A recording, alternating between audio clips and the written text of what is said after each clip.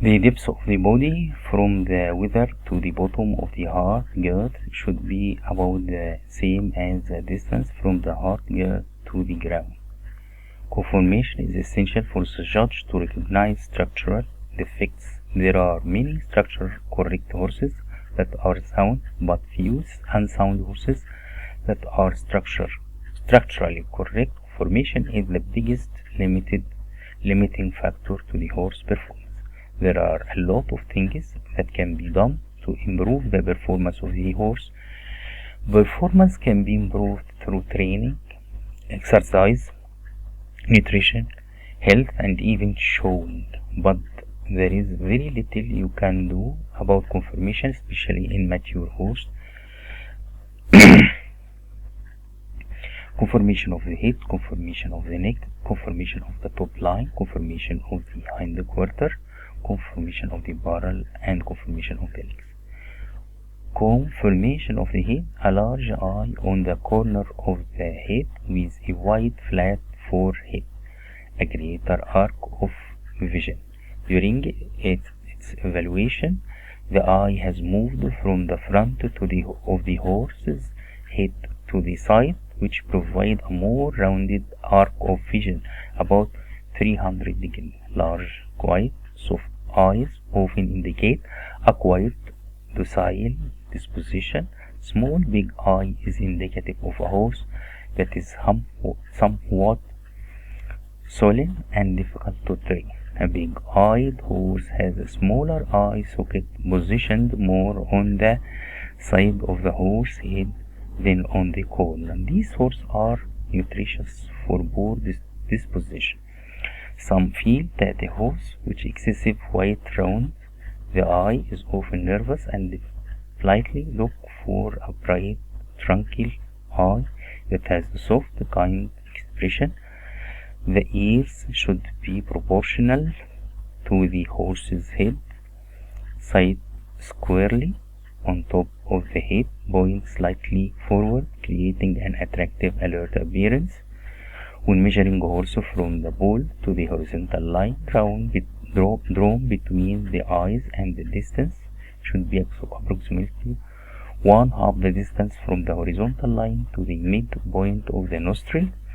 Thus, the eye will be positioned one-third distance from the horse's poll to the muzzle.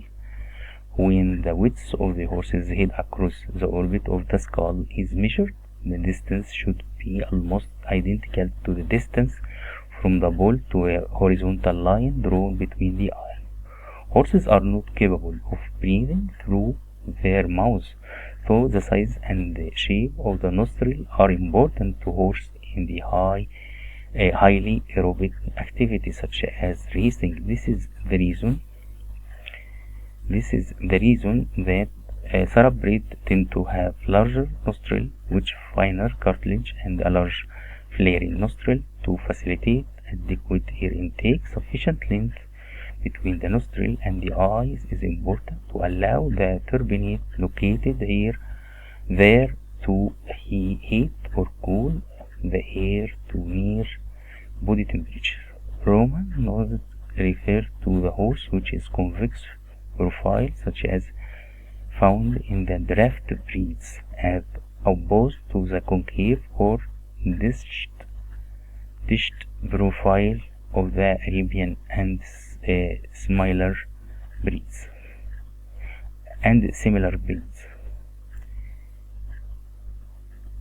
Roman nose refer to a horse with a convex profile, such as found in the draft breed, as opposed to the concave or dished profile of the Arabian and similar breeds. A Roman nose on a horse can be obstruct the field of view of the horse. Too large of a head adds weight to the end of the neck, which serves as a horse balancing arm, affecting his agility.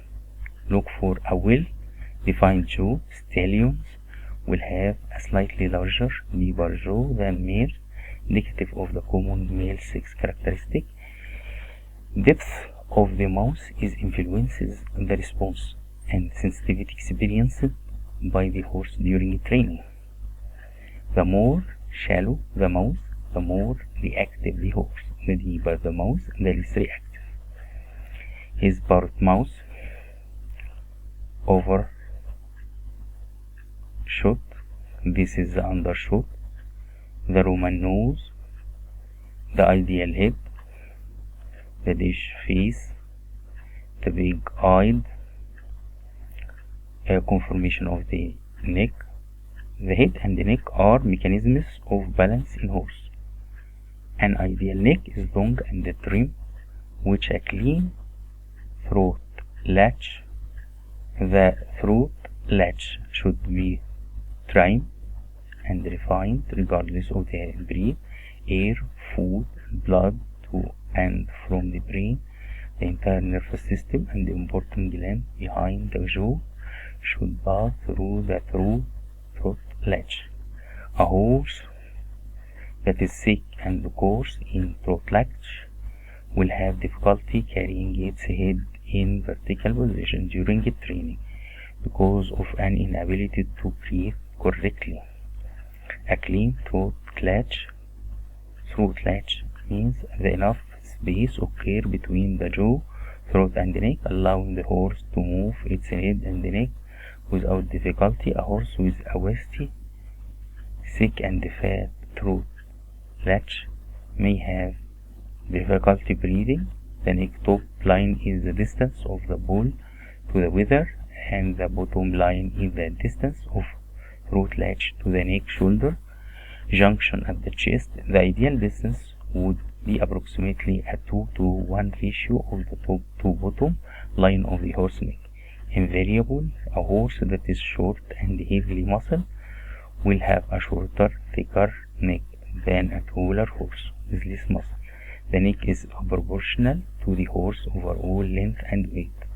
Stallions are more prone to have more crest along the top line of the neck than either gelding or mares. Some horses, such as quarter horse, have a lower sit-on neck than do others, such as saddlebred.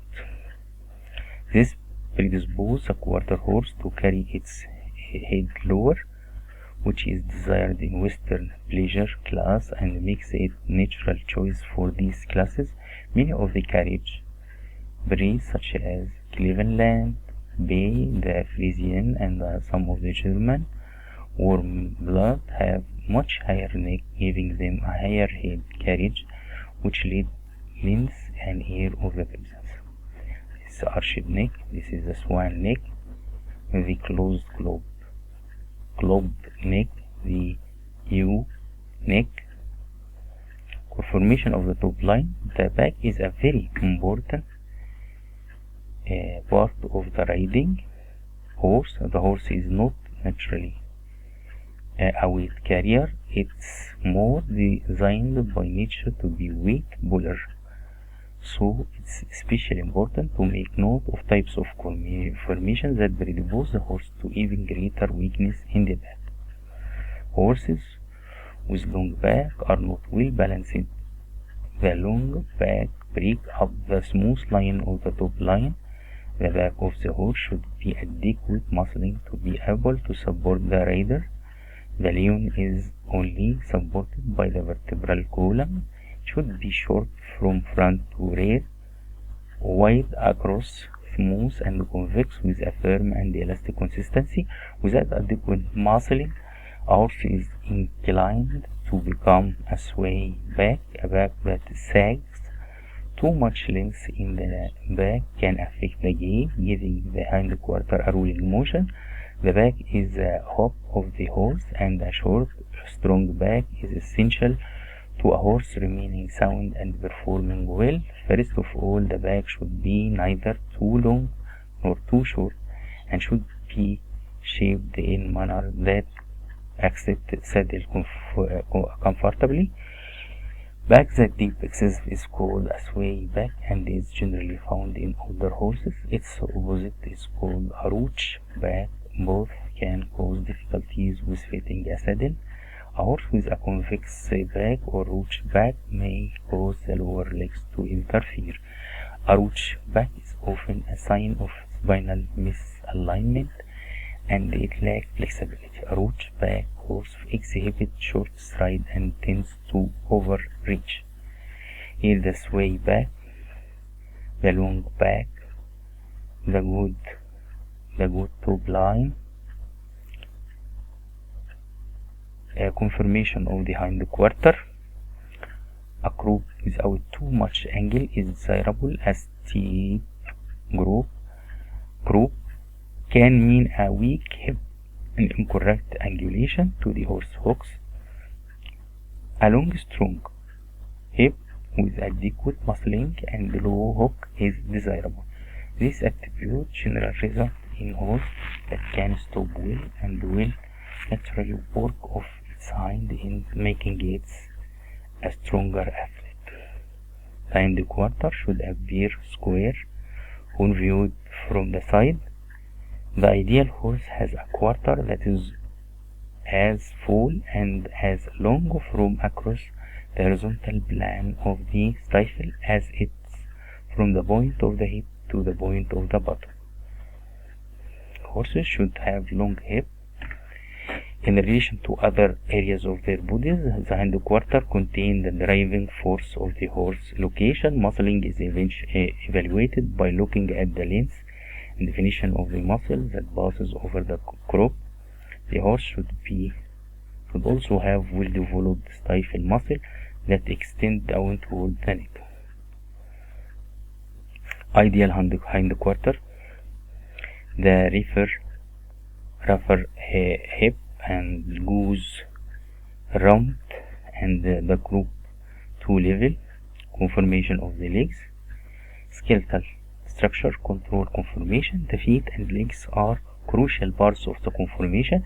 It has been said that the legs are the most important part of the horse, for if the horse has weakness or bad conformation in its legs, its athletic ability is going to be seriously compromised, regardless of how it will be used. Performance horses are athletes. They must have straight legs. Straightness of the legs refers to the alignment of the column of the bone in the front and the rear legs. The forearm should be long and muscle with a shorter cannon bone. The knee should be large and flat, not round and puffy. The tendons have to pass through the knee to the lower leg, and that is why larger flat knees are desirable to allow the maximum movement. Knees and hook should be close to the ground for the horse to cover ground quickly and easily. The lower leg, when viewed from the side, should have a flat appearance. Flat appearance lower leg means that horse has big bone and tendons and ligament to fit it. The ideal conformation of the legs: from the rear and this is from side. Conformation of the barrel: evaluate the spring of rib and depth of the heart girth, as these are indicative of lung capacity. The shape and size of the chest: control the around the room and the lung to expand, which is important in the athletic horse.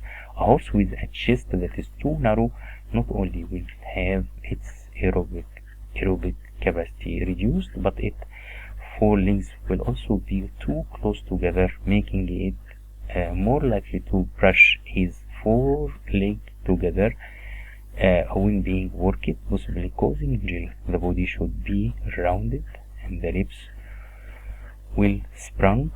Ideally, a horse should be deep in the heart girth and have large circumference of the heart girth. This allows the horse to be enough space to hold the vital organs, which improve the horse performance.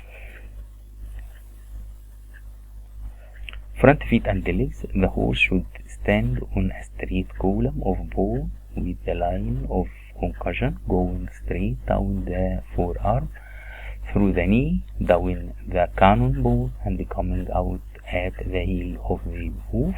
The front leg bears 60 to 65 of the weight of the horse. If badly conformed, they are much more prone to damage when subjected to stress, strain, and concussion. The arm humerus should be short in comparison to the length of the shoulder.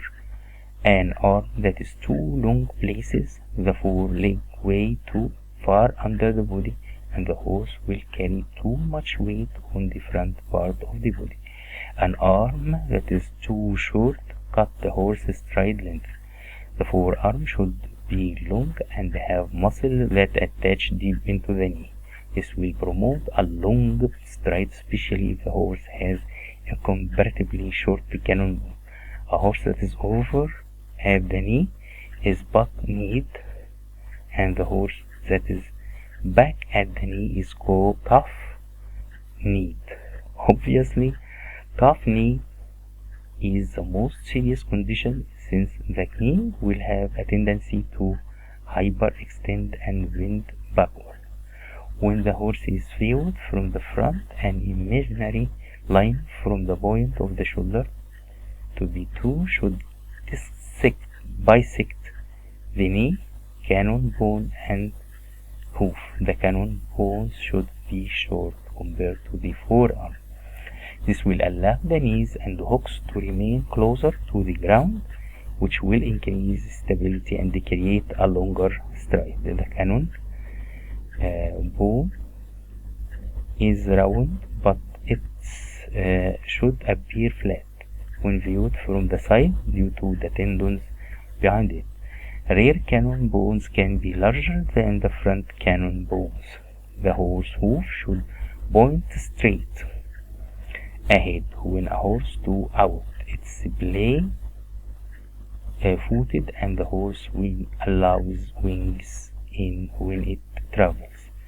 When a horse toes in, it's pigeon toed, and that horse will always paddle out. The most serious of these in the horse that wing in, because it has a tendency to strike its legs with opposite hoof as it travels.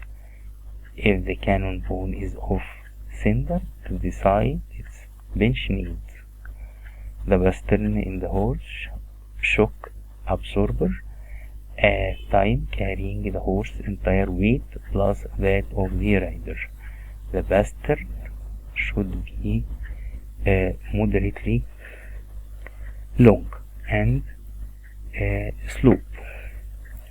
Here this hoof, ideal pastern too long, pastern too short. This is the structure of the hoof. This is the cannon bone, the common digital flexor tendon. This is a perioblique ring, sensitive laminae, white line, the pedal bone, the deep digital, the flexor tendon, short pastern bone, the navicular bone, the digital cushion, the frog. The ideal pastern is neither too long nor too short, too sloped or too upright.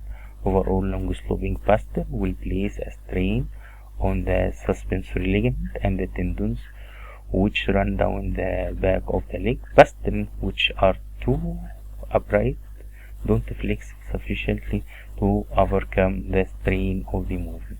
Consequently, the leg may experience soundness problem because of it. A horse that has too much slope to its pastern is also undesirable and said to be confounded. This condition can become so severe that the horse fetlock hit the ground as the horse moves. The angle of the hoof and the pastern should be the same. Hoof, there is an old saying, no hoof, no horse. The hoof should be sufficient size and shape of the support the mass of the horse and absorb concussion. Hoof wall should be free of major cracks where the outer wall is actually split from the corner down. Such a crack may cause a horse to be lame, however, should be clear of the founder ring. Front feet tend to be round, hind feet tend to be more pointed. Both front feet should be the same shape and size, and both back feet should be the same shape and size. Hind feet and legs, like the knee, it's preferable for the hook to be set low, thus lessening the strain on the hind cannon. When standing beside the horse, the judge draws an imaginary line from the point of the buttock to the ground. Ideally, that line should touch the neck. The hook run parallel to the cannon bone and be slightly behind the heel. The horse with too much angle to his hook is sickle hook, and the horse that is straight in his hook is post-legged. Ideally, when viewing from the rear, only horse regardless of the breed should be widest from stifle to stifle. Another imaginary line from the point of the buttock to the ground should bisect the jaskin, hook and hoof. When a horse is bowed in at the hook and the cannon bone are not parallel, it's cow-hooked. The horse that is cow-hooked has a tendency to be weak in the major movements that require work of the hunches, such as stopping, turning, sliding. There are horses that actually two in behind and are plow-legged, most of which are very poor athletes.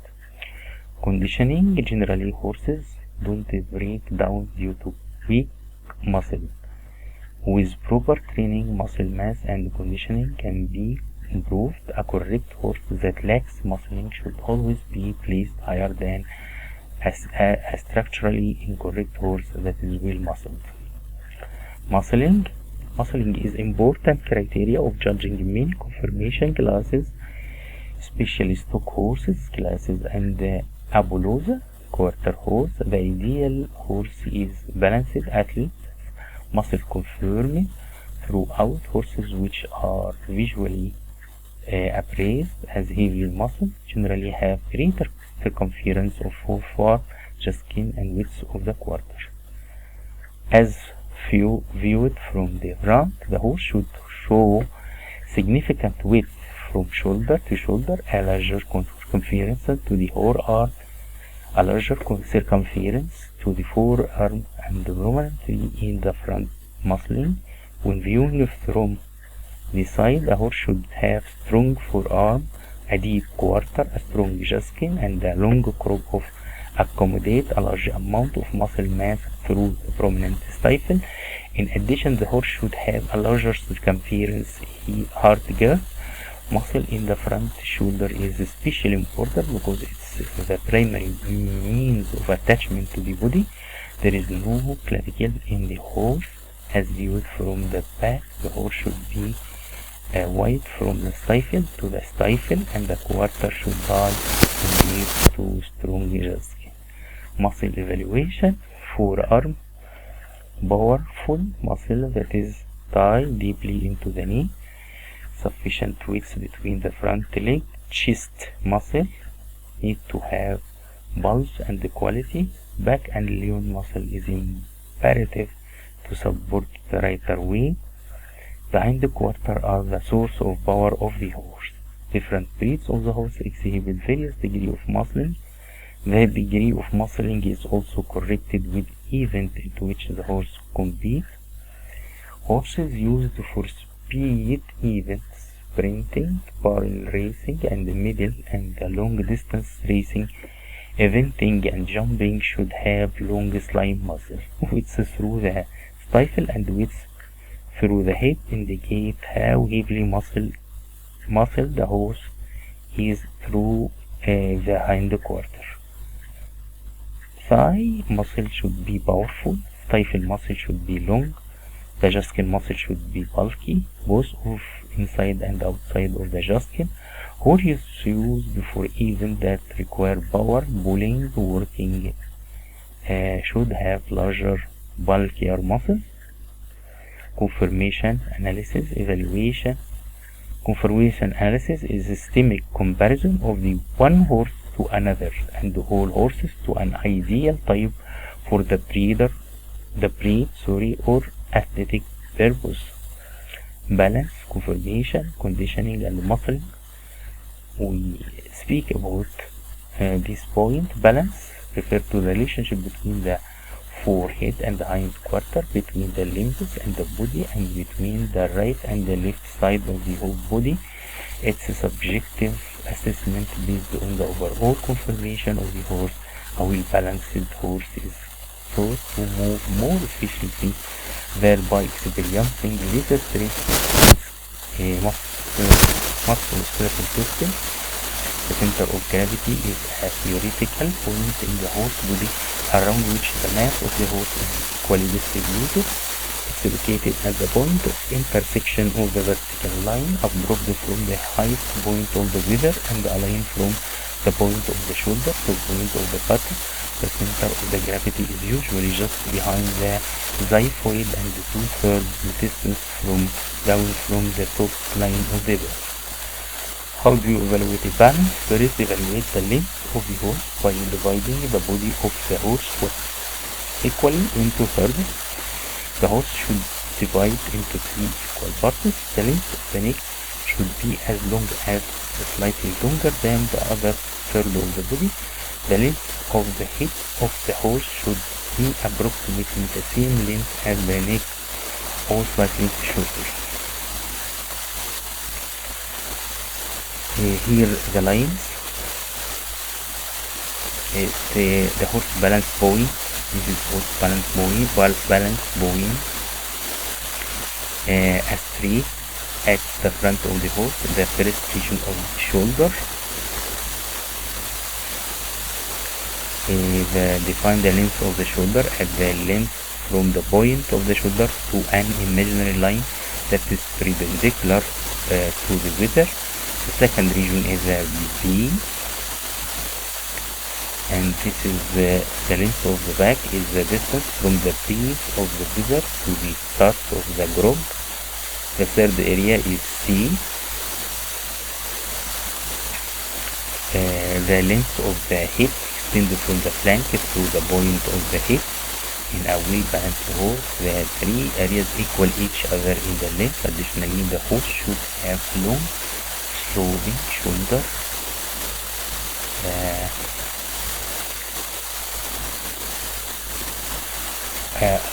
along the sloping shoulder, a short strong back in relation to the underline of the body, and a long comparative level through growth. Here flick force this includes conditions such as bowed legs, knock knees, cow hook, saber flick force can put undo stress on the horse bowing, undo stress on the horse joint and the tendons leading to lameness. And this is ideal position to out the bow leg, the narrow chested toe, with narrow strand close, no knock knee, bijou tooth. Conformation of the front leg as viewed from the front. The ideal conformation is represented by the horse farthest to the left. All other diagrams represent undesirable structural conformation of the front leg. As we see, this is normal and abnormal. Foot pose. These include conditions such as long pastel, weak pastel, contracted heel, play feet. Foot can affect the horse balance and can lead to lameness.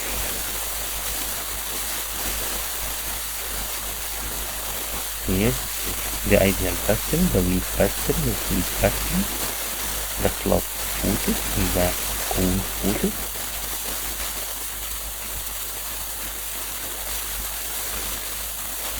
Back fold. These include conditions such as sway back, crouch back, and lordosis. This foot can affect the horse's ability to carry weight and can lead to back pain. Thank you.